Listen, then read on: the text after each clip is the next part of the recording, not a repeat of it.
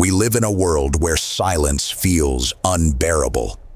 The moment we wait in line at a cafe or stop at a traffic signal, our hands instinctively reach for our phones.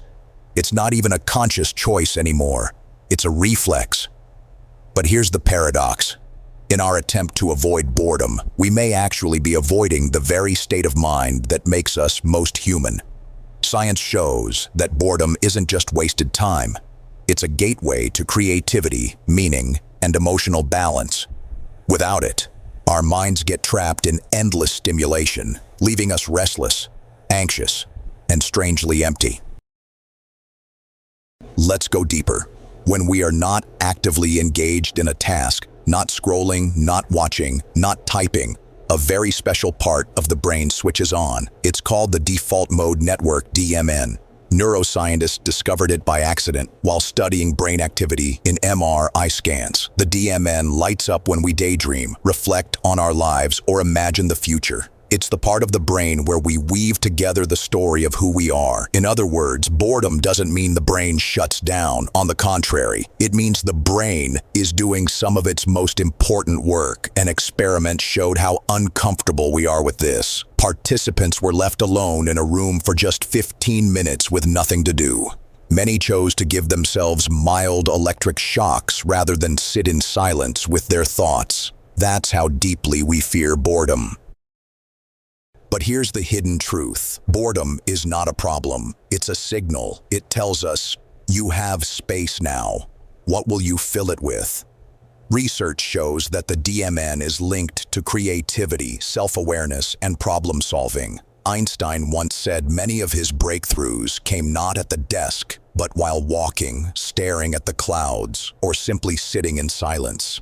Today, we've robbed ourselves of those quiet spaces.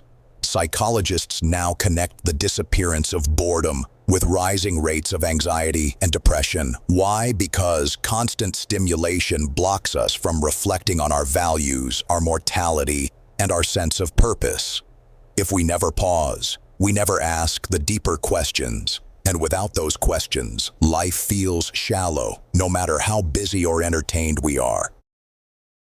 Let's be honest, the number one culprit is the smartphone. In the past, boredom came naturally. Waiting rooms, bus rides, evenings with nothing to do. Now, every idle moment has been colonized by screens. We are never off. The problem is not the device itself. It's the dopamine loop it creates. Every notification, every scroll gives a tiny hit of dopamine, training the brain to expect constant novelty. But novelty addiction comes with a cost.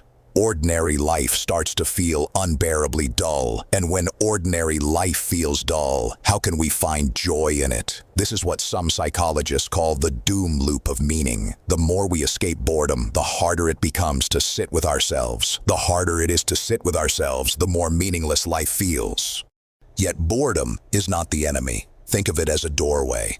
Studies show that children who are allowed to be bored, without constant TV or gadgets, develop stronger imagination.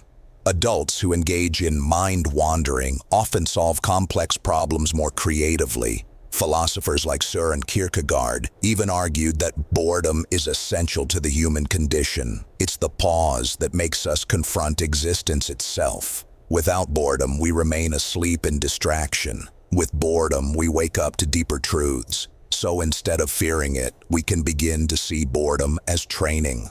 A workout for the mind, a way of building tolerance for silence, for slowness, for ourselves. Device-free rituals. Try leaving your phone at home during a short walk. Or set a rule, no devices during meals. These rituals feel uncomfortable at first, but that's the point.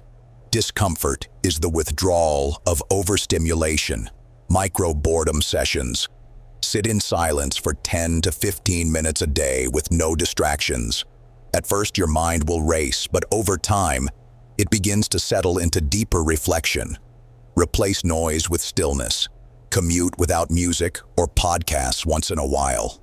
Let your thoughts drift. That drifting is the DMN doing its magic.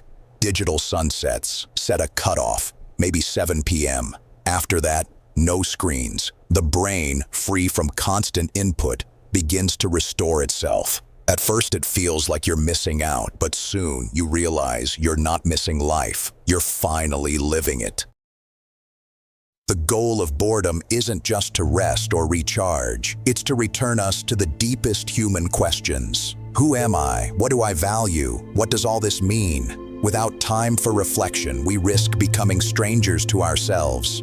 But with it, even ordinary things, a sunset, the sound of rain, a quiet meal, regain their wonder. That is the secret gift of boredom. It doesn't just give us creativity or mental health, it gives us meaning. So the next time boredom comes, don't rush to kill it. Sit with it, let it breathe, because in that silence, your mind is weaving the story of your life. And maybe, just maybe, that's where the answers you've been seeking are waiting.